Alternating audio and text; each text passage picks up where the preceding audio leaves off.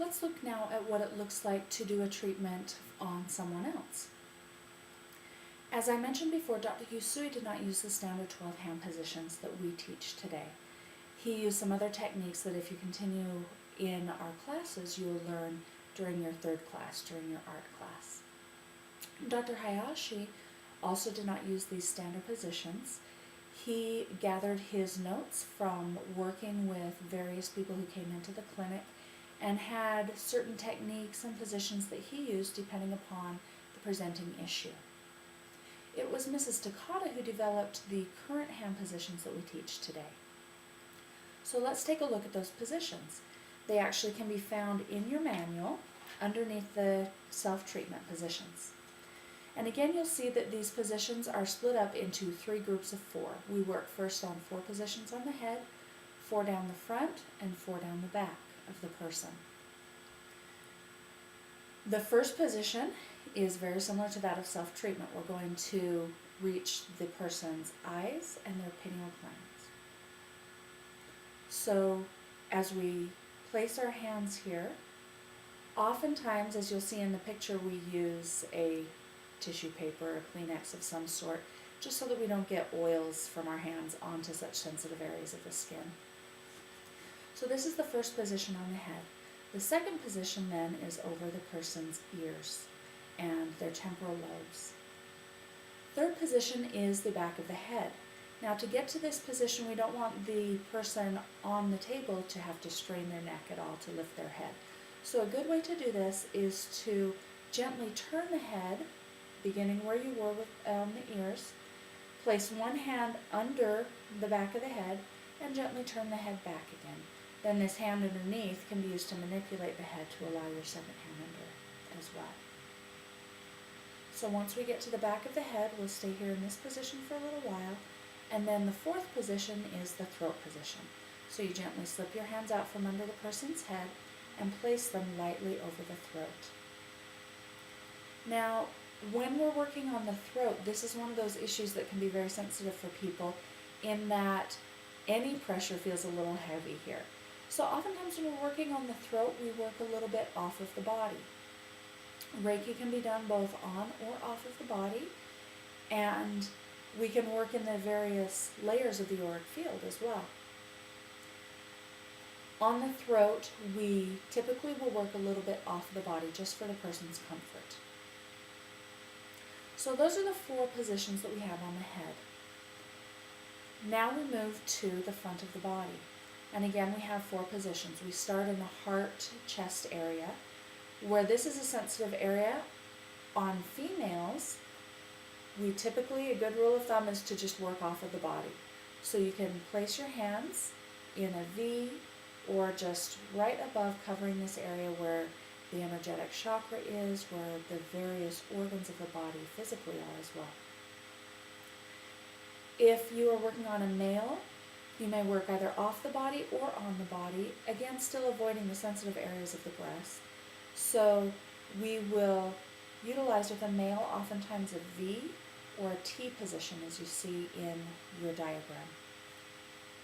We then move farther down the front of the body with the second position here along the trunk. The third position, we spread to either hip. This way we are able to direct the energy in towards the base chakra, in towards the reproductive organs, in towards any of the physical and energetic things that are going on in that location near the base of the spine. The fourth position, as you see, is then on the knees. So we'll work down from the head to the feet as the person lies on their back.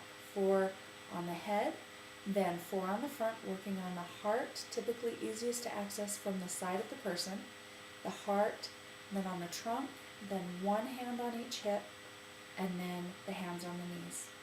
At this point, we'll gently rouse the person, because oftentimes they're in such a deep state of relaxation, or possibly even sleep, that they'll need a gentle rousing to get them to turn over. So we let them know that it's time to turn over, and we do the 4 positions on the back. And again, we begin at the top and work towards the feet. So we have 3 positions moving down the back, beginning just below the shoulders or around the shoulder blades, then stepping down to the second position, and stepping down to the third position at the base of the spine, which oftentimes we will T as well to get right there at the base of the spine without approaching again any of the sensitive areas. The fourth and final position on the back is at the person's feet. We'll put one hand on each foot. This is a good thing to help to ground the person in again. During a treatment, our energy is so high and we get into such a deep state of relaxation that the person on the table oftentimes sits up and feels a little bit lightheaded or a little bit out of body. Putting our hands on the feet helps to ground that energy back into the individual. So as we do this, one of the intentions that we set is that this individual's energy is being gathered back to them, is being placed back within their body, helping to ground them down back into their body and into their physical surroundings. So those are your 12 positions for treatment on others. So let's look a little bit about what a session looks like from start to finish then. An important part of beginning a session is your own preparation.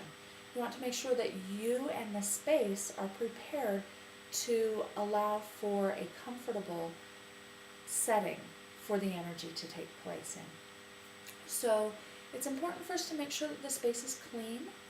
Find a good quiet space where you won't be interrupted during the session. And if you want, you can turn on a little bit of soft music that you find healing. But make sure that the area is a comfortable area, that it's cleared of any type of energies that might interfere with the session. You also need to prepare yourself. Make sure that you have taken some time to get yourself centered and grounded, to focus and connect with the Reiki energy. Allow yourself to take a few breaths or do some meditation to set aside any of the things that are going on in your life, any of the stressors or the worries, and allow yourself to be present in the moment, to really focus on the energy and on the session that you'll be doing. Another part of the session then is when the individual comes to you. First, you'll talk with them a little bit and explain what the session's going to look like. You can give them a brief overlay of the hand positions that you'll be working on. Let them know you'll be rousing them to turn them over in the middle, and make sure that they know that they're in charge of the session. This is something that's very important for a person to know if they're going to allow themselves to relax and really absorb the energy to the greatest efficacy, is to know that if at any time they're feeling uncomfortable, they're in control. All they need to do is voice that to you, and you can address the situation as it arises. At times, the energy channeled will become so intense either for you on your hands or for the individual receiving the energy. If this is the case, something that can be done to lessen the intensity is to raise the hands up off of the body a little bit more. So if your hands are starting to get a little bit too hot, or if the person is just feeling the energy coming in too intensely and they aren't ready to handle that, then they can voice that to you, and you can raise your hands up away from them a little bit. That will allow the energy to still flow, but with a little bit less intensity.